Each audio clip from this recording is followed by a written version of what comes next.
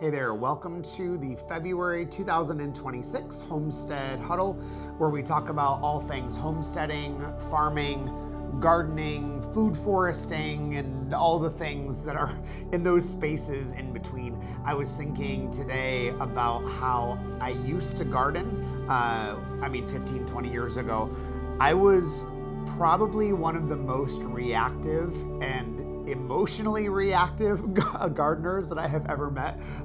The way that I would plan my garden was essentially I would be walking around, have my coffee or my tea in my hand, and go, oh crap, all of those have powdery mildew on them. What do I do? Or I would be walking along and the weeds are, 2 feet tall, and I would freak out, and then I would decide today is a weeding day. Or my plants were sick and anemic and they had yellow leaves, and I would freak out and go and buy the right fertilizer. Basically, if I'm being honest, the way that I gardened and did my food forest was almost entirely reactive for the first couple years because I didn't know how to avoid the crisis. I didn't know how to navigate around those things.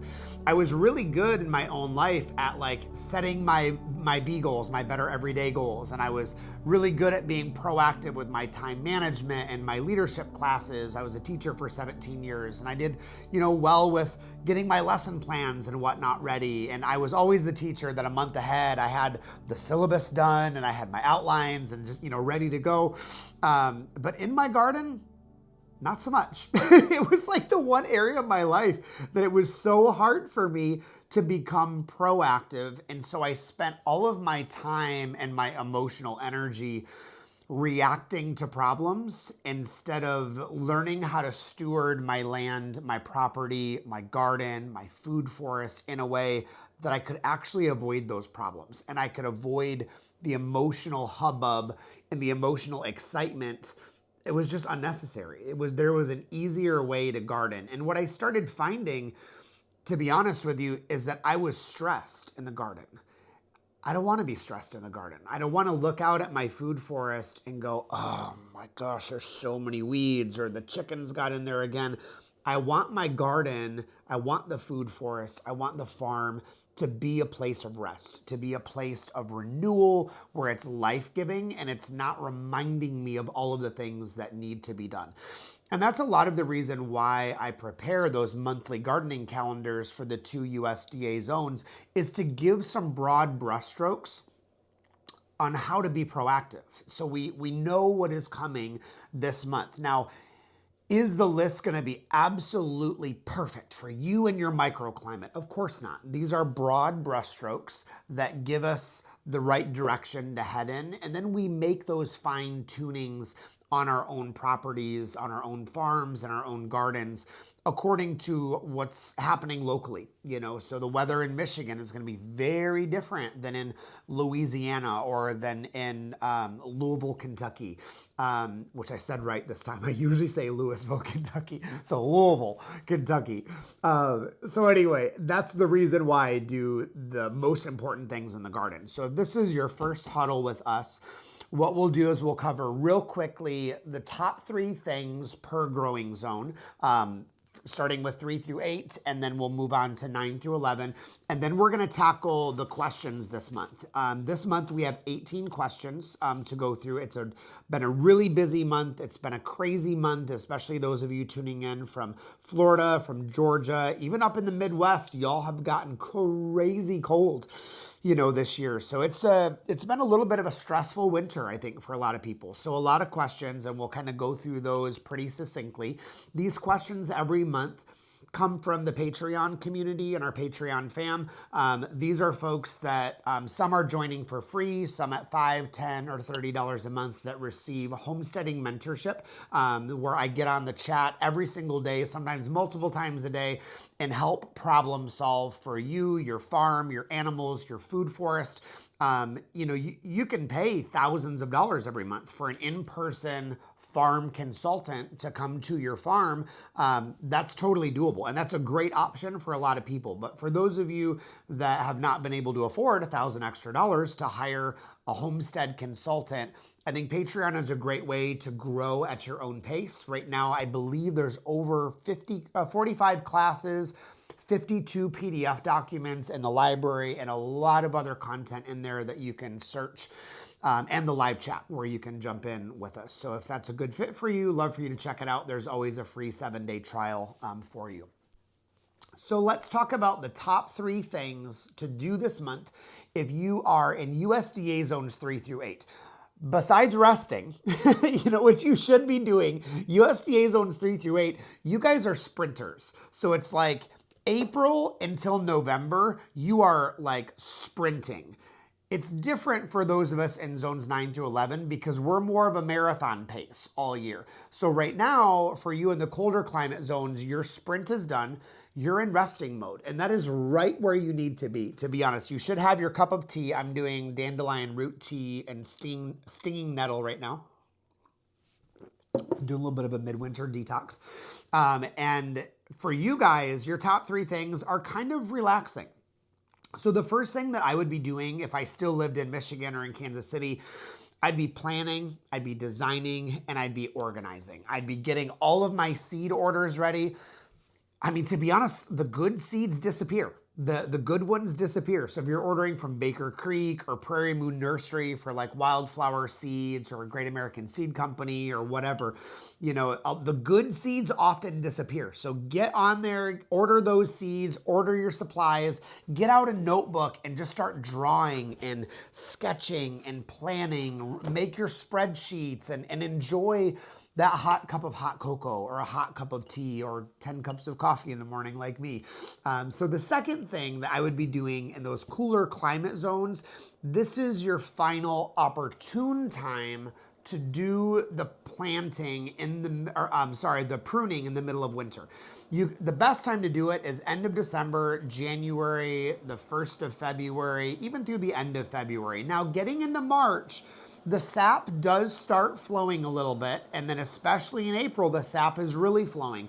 I don't like pruning when the sap starts flowing because if there's moisture going through the vascular system of those trees, it increases the chance that you might encounter fungal disease, bacterial disease, critters getting, or bugs or insects getting inside of those tree wounds. So I want to avoid that. So February is really the last opportune time to get in there, open up the center of those canopies, prune things way back. If you're doing a hard pruning, remember, no more than 25% or a quarter of the tree per calendar year. So we don't want to do any more than that. Any more than 25% is really going to hurt your growth and your fruiting coming into the next year. Now, if you do need a tutorial on that, for those of you that are already in the Patreon community, I did a pruning tutorial and a couple follow-ups actually on some apple trees, pear trees, persimmon, and I think one other one, maybe pawpaw, I think it was, up in Michigan. So it gives you some great examples and visuals of what we're looking for when we do that hard pruning. The third thing you're doing if you're in those colder climates, and I'm so jealous that I'm not able to do that down in Florida, is you're getting ready for maple syrup season. I'm so jealous. I so miss maple syrup season. There's something about putting the boots on and your snow pants on and going down the hill. I remember being up in Traverse City and going and checking all the lines, making sure the taps were good, going inside the sugar shack and making sure that everything was cleaned, it was sterilized, the wood is cut and chopped in the piles. And then February, March, and April, you're starting to watch the barometer, you're watching the weather. You want those warmer days where it's above 40 or 50 degrees and cooler nights when it's freezing, and that is when the sap is going to be the absolute sweetest. And you can tap a lot of other things other than maple. That's just the most common one that people are used to. But maple syrup season is upon you. So if you're one of those tappers, then it's time to start tapping and getting your supplies ordered, which I know some supplies last year, especially the rubber hose lines, if you're doing the longer lines, those were a little bit hard to get last year. So make sure that you get on those things. So those are your top 3 things if you're in USDA zones 3 through 8. If you are in USDA zones 9 through 11, our top 3 things are very different than the cold climate zone. Yes, we are still drinking hot tea. We are still drinking coffee and cocoa and mulled wine or mulled cider, but our things are a little bit different. So if you're in the warmer zones, thing number 1, get ready to plant another round of annual vegetables. Remember, winter is our gardening season. It's where it's at the peak in USDA zones 9 through 11. So right now, cold season crops, like I'm getting ready to do mizuna, arugula, another round of mustard greens, some radishes, all of those things I'm getting ready to do. I'm actually going to be helping my neighbors plant a garden here this next week, so it's going to be kind of fun. But all of those cold climate seeds can be direct sown in the ground right now. Even your snap peas and your snow peas, those are great to be direct sown right now. In the next week or two, I'm going to start another round of the warmer season crops. I'm only going to be planting these in trays, putting them under grow lights or in a sunny window, and then I'll plant those in March. So I'm doing things like tomatoes, peppers, some of my herbs like basil and that sort of thing. But I'll wait for another week or two, then I'll start another round of those in trays, and then those are going to go in the ground here the 1st of March. The second thing that I would be doing in the warmer climate zones right now is when we want to be fertilizing mangoes, which took a hit in Florida this year, avocados, and some of the early bloomers. So things like stone fruit, peach, pear, plum, nectarine, mulberries, olives, loquats, all of those earlier season bloomers, especially stone fruit, I'm fertilizing right now. And so I'm going to ease them into the fertilizing regimen this year because we had that really hard freeze. So I'm basically going to do a half dose this week and next week. And then the first week of March, I'm going to finish that dose. Now, on all of the other fruit trees and the tropical cherries and that sort of thing, I'm going to wait until first week of March, especially this year, to be able to fertilize those. But right now, mangoes, avocados, and those early season bloomers, especially your stone fruit, can be fertilized pretty much right now, mid-month. And end of month. The third thing is if you want to have blooms and flowers for Easter, plant them now. So plant your cosmos, your zinnia, your celosia, not celosia, it's celosia, zinnias, sunflowers, snapdragons, any of those annual flowers can be planted now. So that way you can have fresh cut blooms in your annual flower garden. Now, of course, you can be planting perennials, great time of year. I love dormant planting them. So even when you go to the greenhouse and they're not flowering, they don't look awesome, plant them now because then you'll get even bigger blooms in the next couple months when we start getting a little bit more rain. So those are the three things that I'd be doing in the warmer climate zones. It's planting another round of vegetables, fertilizing, now till the end of the month on the early season stuff, and then planting those annual flowers so you have great Easter blooms. Okay, so now it is time for the Q&A. And again, all of these questions come from the Patreon fam, and I just want to say a special thank you, especially those of you that have been in the Patreon community the last year or 2 years. I think it's been 2 years and 2 months since we started that journey. I have so enjoyed connecting with you, talking with you, and I hope that the information that we're giving there is helpful to you. It's helpful to your garden. It's helpful to your learning process. I think for a lot of folks who want to do a permaculture design course, a regenerative agriculture course, and don't want to do it like a university setting, this is an easy way to take those classes. Again, I think there's 45 classes there in Patreon that you can take at your own pace. So again, Patreon fam, thank you so much for your connection there in that place. So let's get to the monthly questions, and we have a lot. We have 18 questions, so I'm gonna give kind of rapid fire answers on a couple of them. And then if there are follow-up questions, for those of you that are in Patreon, you can go ahead and ask the follow-up questions there. So let's go ahead and get started. These are so good this month. So question number 1. What are some tips on using a greenhouse, especially in warmer climates? Now, let me talk about colder climates first. So I had a small greenhouse, like a 12 by 12 greenhouse when I was in Kansas City for most of the years. And then toward the end, I think the last 2.5 years, we used a really long, like a 50-foot polytunnel. Those are both amazing. You can really start your growing season like a month earlier, and you can actually grow even into the winter months. Like in the polytunnel, we had like Swiss chard, what else we had? Beets and arugula, a lot of greens, collard greens, kale that were growing almost all winter, because if you have enough of the hay and straw, it just does such an awesome job. And then we would send the chickens in like early spring and just eat all of the vegetables that were left and just let them be in the polytunnel. And they just did all the cleanup. They fertilized, and then we cleaned everything up afterwards.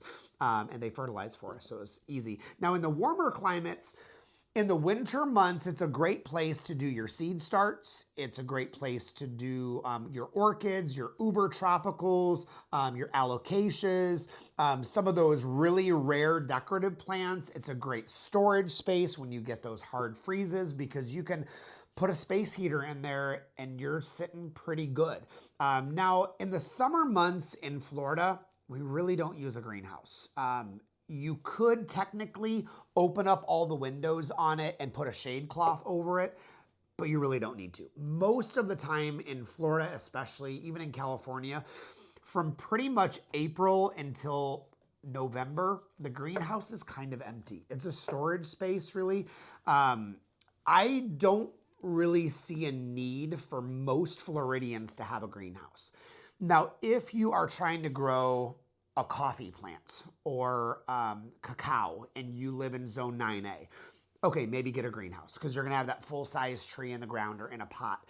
But honestly, for the most part, the average gardener in Florida, we really don't need a greenhouse. I have not had my own greenhouse for 5 years in Florida because I just don't use them. Now in the nursery setting, yes, because we're in the nursery setting, like when I was with a natural farm, we would start things months in advance, so they're big and they're green and they're beautiful once you're ready to come and buy them. For most people, just use your sunroom, use your lanai, get some grow lights, and that's gonna be enough for most people. But it is a great place in the winter to put those orchids, the alocasias, which I do have a lot of those. So I would probably use it mostly for that decorative stuff and then starting my seeds when things are cooler. This winter, a greenhouse would have been great because it was cooler every single night for a month, 2 months, the last 3 months. It's just been colder. So it would have been a lot easier to do those seed starts. But on the normal years, we really just don't use them. I would say one tip is if your greenhouse is those smaller, like Amazon soft side ones, I would probably take them down during hurricane season. It'll be just less stressful for you. Question number 2, how do we prune back jaboticaba? You don't have to. The bushier, the better on jaboticaba, and that's the Brazilian grape, and it's not jaboticaba. That's the very American Southern way to say it. But jaboticaba, you really don't have to. The bushier, the better. You can prune them if you want, like, them to be bushier. You can snip the tips, or if you've got some wayward branch that's kind of growing crazy. But instead of cutting off the full wayward branch, I'd probably try and air layer it, to be honest. And there is a video class on that in Patreon.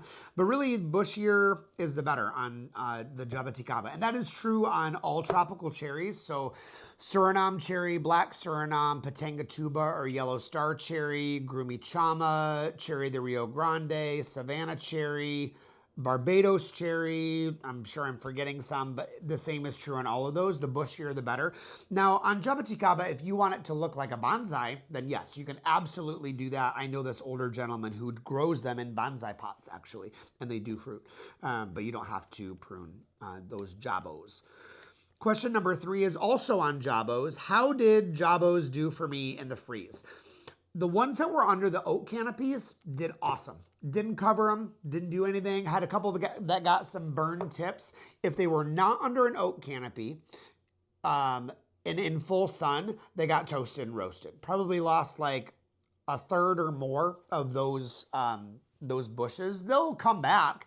We only got down to 21 and 24 on the places that I have only down to 21 and 24. It was like the apocalypse. Let's just be honest. Yeah, we only got down to 21 or 24. It was terrible. It was stressful. It was awful. That being said, anything under the oak canopies, I think did super well.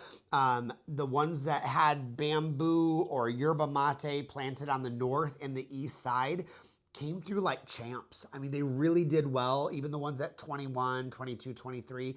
I did cover a couple of the ones at 21 that I knew were just a little weaker, but I try to get the stems or the trunk bigger than 1.5 inches. Once it's bigger than that, then I try to let them be on their own as much as possible.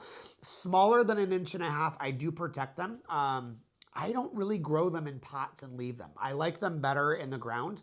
Now, if it was a rare variety, some crazy rare Sabra or something, then yeah, maybe I'll grow it in a pot. But you've got to have a huge pot. I'm talking like 7 to 15 gallon pot size at least if you're going to be doing a full grown jaboticaba, and 15 to 30 gallon if you're wanting a lot of fruit. And that's just a lot, you know. So I personally like them under the oak trees. I think they do great. No, if yours did get toasted and roasted in the freeze, I would not prune them yet. I would wait until March 1st. I would start now lightly watering around the drip edge of those to give them that little boost of nutrients. Maybe give them some kelp because kelp is going to be a root stimulator to help the uptake of nutrients. But I'm going to wait on fertilizing on anything that got toasted, especially jaboticaba, until the last week of the month. And then I'm going to go ahead and give them their regular fertilization.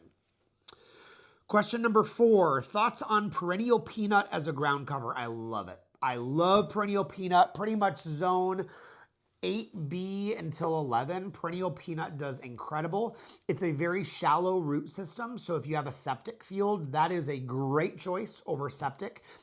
If you have a septic field and you're doing sunshine mimosa, you gotta be careful. You gotta make sure that your septic field or your tank is at least 2 feet below the surface. If it's less than that, the sunshine mimosa roots can get into your septic field. They don't tend to do a lot of damage, but you do want to use the perennial peanut on the shallower fields specifically, but I really love them. So the perennial peanut has the yellow flower. It is a nitrogen fixer. I typically care for that like once a year. I'll do a mowing over it twice a year, just mow it over a little bit higher up. I don't do a low mow, just to keep it refreshed and looking good. The other reason I mow perennial peanut and sunshine mimosa is in order to get the nitrogen fixing nodules to release the nitrogen to your plants, you have to damage or kill the plant, which means you got to mow it. So if I'm using it as a ground cover to be a living fertilizer, I mow it once or twice a year so that way those nodules release that nitrogen fixing bacterium into the rhizosphere of the plants. If you don't want sunshine mimosa or perennial peanut for whatever reason, and you're in the warmer climates, frog fruit does really well. And also in the shaded areas, not pigeon pea, partridge pea does really good, or partridge berry rather, does really well. Now, if you're in the colder climates, there are so many awesome beneficial ground covers. My personal favorite in any growing zone is a good clover mix. Good clover mix. They're flowering, they're nitrogen fixers, they're great pollinators. You can mow them. I think they're beautiful. Many of them are perennial. So I really love a good clover mix. Now in the cold climate, sweet woodruff, I really like. It's a great one in the shade, part shade areas, does okay in sun. Gets really pretty white flowers late springtime. I love creeping thyme, does really well. Don't even waste your time, no pun intended, but actually that was awesome. Don't even waste your time doing it from seed. Creeping thyme is about impossible to do from seed. I mean, I spent all the money, like even as a poor missionary, I was like trying to buy creeping thyme seed and spread it. Nothing ever comes up. Buy starts from a store or a greenhouse and plant plugs around your yard. Way better off that way. But that does really well in the shaded areas and the cold climate. Wild ginger. It looks like these little kind of lily pads. They grow right up against the base of trees. One of my absolute favorite shaded area ground covers. So that's the ground cover recommendations for that. Question number 5, do you have to prune a sweet almond, which is hardy in zones 7 through 11? You don't have to. I tend to think sweet almond shrubs get a little bit like lanky, and so I like them more bushy. As a tree, they can get a little bit lanky. So I like to prune them to keep them a little bit bushier. You get a fresh flush of flowers anytime you do that. So my personal preference, I don't grow sweet almond as a dwarf tree, which is actually what it is. I grow it as a bush because I think it's a little bit more attractive. There is a dwarf variety of it. It's not so dwarf, y'all. It's still like 8 or 10 feet tall, but a normal sweet almond, 15, 17 feet tall. But I like them 6 feet, 8 feet as a bush. They're just more compact. You get more blooms and they tend to be a little bit more decorative. Question number 6, when do we water after this hard freeze? And this person I know is in Florida. I'm starting to water now. I don't water immediately after the freeze, primarily because for a deep freeze, I water heavily before the freeze. For a frost, I want things dry. For a freeze, I water heavily before, but I don't want to water immediately after because honestly, like there's no leaves, you know what I mean? So the plant doesn't need water right now. If we water too soon after a hard freeze, when the plant is not uptaking that moisture, it's gonna cause root rot in the soil. So I've been checking mine every day with my finger with a little bamboo chopstick. And my soil is just now getting dry. So I started day before yesterday, lightly watering the drip edge of those trees. And then I'm gonna start increasing that water as I start to see green growth. Number 7, how do we help the severely damaged plants after the freeze? First, do not prune until March 1st. Second, lightly water, don't overwater, because again, if you overwater, you're gonna have root rot. And then 3, ease them into the fertilization regimen. Don't apply a ton of fertilizer right away. You're gonna shock that plant. That plant is stressed out. You know, it's kind of like having an upset stomach and then you go eat pizza. No, eat like rice or sourdough bread or the bland things, you know, the Brad diet, you know what I mean? Like eat very like bananas, eat soft things. So for the plant, do things like sea kelp. It's not a fertilizer. It's going to boost the uptake of minerals. So I did a lot of kelp the last week. I did a foliar spray. And now I'm starting this next 2 weeks to give like half doses of a nitrogen-based fertilizer or tree tone. If you're in Patreon and you want my quick reference list, there is a PDF documents for soil amending. And there's also a free post for anybody, even if you're not a member of Patreon, of what fertilizers that I prefer and then when to apply those in each growing zone. So don't prune, water carefully, ease them back into fertilizing, and then you just wait and see. And if in doubt, you can always do the scratch test. Remember, if you scratch it with your fingernail, if it's green, it's good, it's brown, it's down. But don't cut the down until March 1st. Number 8, will chipping Tithonia or Mexican sunflower at the end of the month provide nitrogen? This year, not really, because there's no green left. You're gonna get nominal amounts of it, but really the Mexican sunflower is really good at just boosting other minerals, other nutrients in the soil. You're gonna have phosphorus. It's gonna feed mycorrhizal fungi, which also helps the plant take in the phosphorus and potassium. So you're still gonna get a lot of benefit from it. Now, I love sending Mexican sunflower when it's woody through the wood chipper, but I try never to let Mexican sunflower get woody because it doesn't decompose very easily. So I've been looking, let's be honest, I've been looking at the forecast. The 30-day forecast looks like our evenings are above 50 degrees. I'm starting to cut back my Mexican sunflower and napier grass. I know that's a risk because if we get another frost, then I'm cutting down a lot of my protection. But the 30-day forecast is looking like 50s. If it was low 40s, I'd be worried. I wouldn't be cutting them back yet. But we're looking pretty good for the next 30 days. So I'm going to risk it. I'm going to start mulching it. It's kind of a cost-benefit analysis, you know, of like, right now I really want to help the roots of my plants. I want to help the soil. And I know this year it's just going to need the root work, so the groundwork. So I'm going to take the risk. Number 9, how do you use BioEgg, which is my probiotic of choice? First, I like to use it as a foliar spray. They used to only just sell it in the bottle, which has the dilutions on there, but then you've got to like do the math and whatever. And that's just hard. It's usually like a half to 1 teaspoon per gallon of water. But now they have the hose attachment and you just screw it into the hose attachment. And that has changed my life. I was an English teacher. I was not a math teacher. So your boy hates doing math. And I'm not good at it, to be honest. So I love that they have the attachment now, and there's a link for that at permaculturefx.com. What other additives would I add into that? Typically with my probiotics, I'll do fish emulsion, sea kelp, some compost tea if I have it, the probiotics. So I love using it almost monthly as a foliar spray. Or in potted plants, I do it as a soil drench. So I just add a teaspoon to my watering can and I'll use it to actually water my plants with.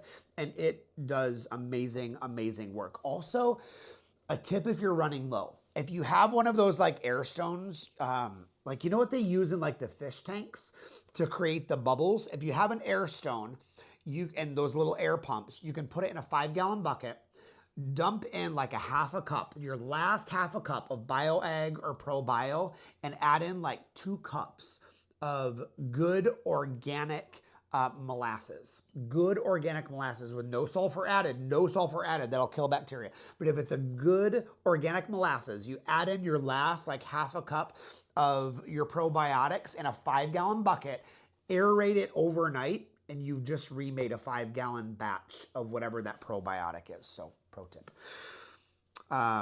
Number 10, how do I water my orchids?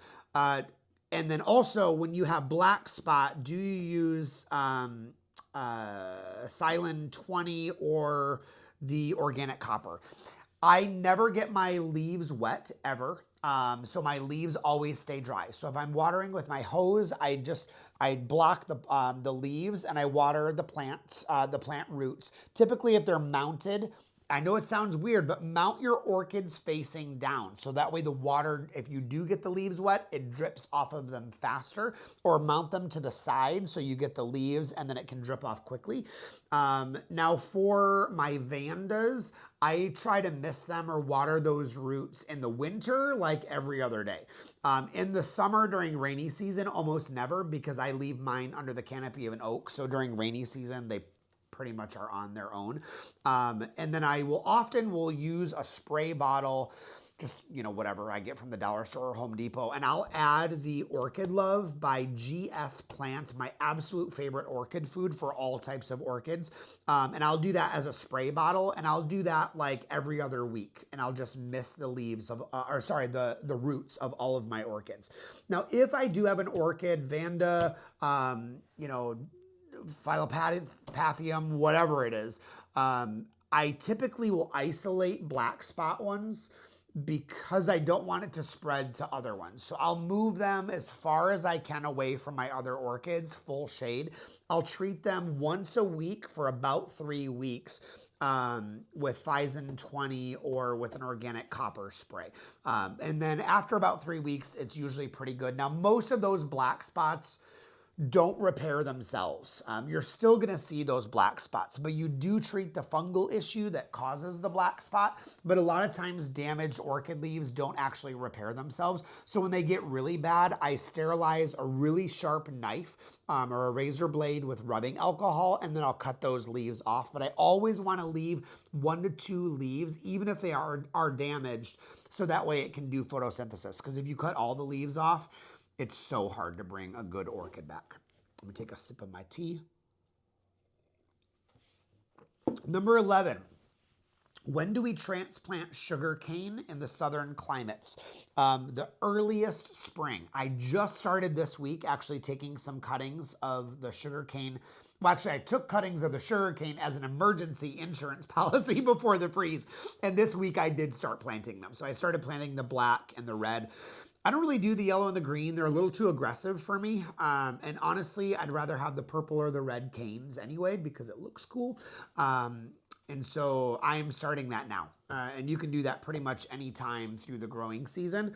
The other option, honestly, is if you don't have a sugarcane juicer, run it through your chipper. The reason why I say that is sugarcane, all of those sugars, it's basically feeding the probiotics in your soil. I mean, it is a phenomenal way to feed the probiotics and feed the mushrooms, the mycorrhizal fungi in your soil. Also, when sugarcane is young and it doesn't have the woody stem, those leaves are great for animal forage, for silage, for goats, for sheep, for cows. Careful with horses, too much of that and they can colic, but as a little bit of a treat, just kind of chopped up and put in their food, is really good for them because it's like molasses, basically. Sweet feed. Number 12, when we apply a granular fertilizer, how do we do it if we have wood chips? That is such a good question. If you want to use the exact amount that is on the bottle or on the bag, just pull back a little spot, like in 4 spots around your tree, and just sprinkle around, in that area. I don't do that. I'm a lazy gardener. So literally what I do, if this is my fruit tree, around the drip line of the fruit tree where the branches kind of end, that's where most of the feeder roots are going to be. The feeder roots are not at the side of the trunk. So don't apply your fertilizer right at the edge of the trunk. Go basically the last 30%, the last third of your tree of where the branches are. That's the key area where those feeder roots are. And then I just sprinkle it right on top of my wood chips. When you do it on top of the wood chips, because it slowly soaks in, I do use a little more than what it says on the container. So if it says like a cup for that size tree, I'll use like a cup and a half around that particular fruit tree. So I just do it right on top. I don't pull it back. I just do it right on top. Same thing when I chop and drop, is I'll lay it right on top of my wood chips, and then I'll cover it up with some extra wood chips if it's in a cleaner area. But typically I chop it and I drop it and I move on with my life. Number 13, how do you properly harvest yerba mate? I love yerba mate. And if you just watched the 6th episode on how to amend your soil on the podcast with Obsessed with Plants, I was sipping yerba mate. So it's basically like a green tea, slightly more bitter from Argentina, but we can grow it here in Florida. And it is an amazing windbreak. So if you are terrified of using a clumping bamboo, which you shouldn't be, you should be growing clumping bamboo in zones 9 through 11. If it terrifies you or you want something else, yerba mate is a great alternative. It grows very bushy. It is evergreen. Gets really pretty white flowers that are excellent pollinators. And it does have an energizing effect. It doesn't have caffeine. They call it matine. But it is so good for the body. And it is just a really delicious tea. Now, the way that you prepare it, I made the mistake of doing it wrong. Do not use yerba mate fresh. You will have stomach issues and it's bad for like a couple days. So like diarrhea, vomiting, like it's just not comfortable if you do it fresh. So yerba mate, absolutely crush it when you cut it off, like cut your branches off, crush it really good. That releases the phytonutrients in it. And as it oxidizes and reacts to the air, it enriches the flavor. You get a much better flavor palette and you get more antioxidants when you crush it and let it oxidize. And then you're gonna let it dry. So you can either air dry it, and that gives you more of like the green tea, the bitter green tea, or you can roast it or put it in your dehydrator on a slightly higher temperature, maybe 122 degrees, and leave it in there until it's nice and crunchy. But that's gonna give you a slightly more smoky flavor if you decide to do that. So yerba mate, one of my favorites, but you do want to crush it. You do want to dry it or roast it before you consume it. Now you can consume it whole leaves. I do the traditional way, so I put it in my Vitamix and I blend the leaves up, not the stems. Blend the leaves up until they're like large coffee ground size. So maybe like a fourth of a pencil eraser size on those. And it is absolutely delicious. Number 14, we have a few more questions, 4 more questions. When do I harvest and replant my ginger and turmeric? Great question right now. And I'm so glad you asked that question because it was like the flick to my forehead to go harvest my ginger and turmeric myself. I leave the leaves because it shows me where they're located. I dig them up, I let them dry for a couple days, usually like a week. I break off a little thumb size nubbin or a piece, I'm gonna say nubbin. So I break off a few nubbins that I'm gonna use to replant. and then the rest I process. I typically, on my fancy gingers and turmerics, black, green, spicy, mango, I do a tincture blend because you get more of the medicinal benefits with an alcohol extraction versus if you just use it for culinary, it's a one-time use. So I like to do most of my fancy ones as a tincture, though I do love a good chicken and basmati rice with good fresh ginger and turmeric. But now is a great time to do that, and you can go ahead and start planting them in about 2 weeks. So it's a good time to do it now. Thank you for the reminder. Number 15, oh, I should say also, if you're in Patreon, there is a full class on how do you use the different styles and the different varieties, because there's a lot of uses that are unique. Like the way I use black or blue turmeric is different than the way I would use green or spicy or mango or whatever. So there's a lot of different ways to do that. So there's a great class on that there for you. Number 15, how do you keep ground cover plants in your yard? Good question. They're kind of like a 2-year-old. They're not gonna unless you create a barrier. You gotta create good, healthy boundaries. So if you do put them in your yard and you're worried about them spreading, you can do a hard barrier, like a weed barrier. Not the cloth, but I'm talking like a bamboo barrier that you go vertically in the soil, or just do a hedge. So they don't usually like shade. So like sunshine mimosa is not gonna go through a 6-foot hedge. It's not gonna creep underneath of it. They just don't like shade much. So if it's an area that you have a wood edge, the wood edges are great as a barrier to stop sunshine mimosa, perennial peanut, whatever, from going into your neighbor's yard. You also might ask your neighbor, show them pictures of what it looks like, and just go, hey, would you mind if I planted this?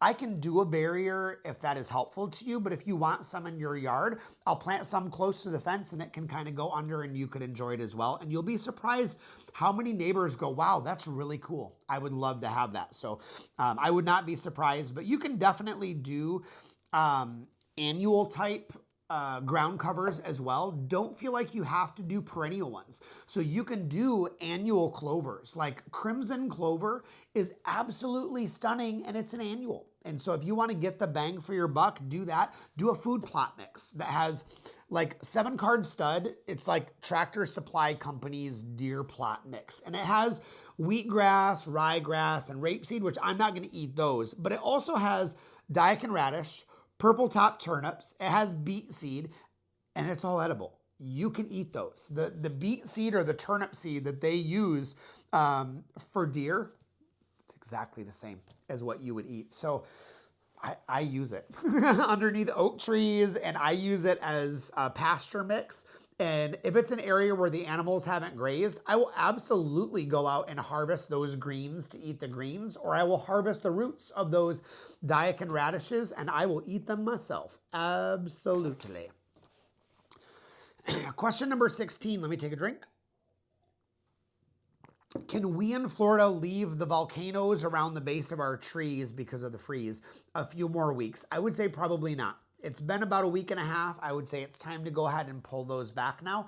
You don't want the trunk of the tree to get water damage and to start rotting. So pull it back. I think we're going to be fine in most places. Now in the north, you still do volcanoes. One of the best ways to stop stupid little rabbits from eating the trunk, the base of the trunk of your fruit tree, besides using the rabbit protectors, is to pile snow up and pack it around the base of your fruit trees. That's a great way to stop it. You can stop deer damage way easier by making Sepp Holzer's bone sauce. So I have a class and a PDF on that in Patreon. If you don't have the ability to get deer bones, if you're not a hunter, you can also do coyote urine, but it doesn't work really well. Can you buy coyote urine on Amazon? Yes, my friend, you can. So it's things that I have bought on Amazon in the last week and sent to my parents in Michigan. Yes, because I forgot to send the bone sauce back with them. So now I've got to bring it up to Michigan in June. Bad planning on my part constituted a crisis on theirs. And now they're spraying coyote urine on their property. What a fun task. Thanks, Mom. Thanks, Dad. Number 17. Can tall dead napier grass in USDA zones 8 through 11 be chopped and dropped now? I would say probably yes. If you are looking at the 30-day forecast and you see that it's above 40, 50 degrees, it's probably fine. I've already started cutting most of my napier and sunflower, Mexican sunflowers back. I'm running it through the chipper. I'm chopping it up with the machete. I'm burying it in certain spots. It all depends on how I'm using it. Typically, I don't like napier grass or Mexican sunflower. Again, I don't like it to get hard stemmed. That's bad management on my part.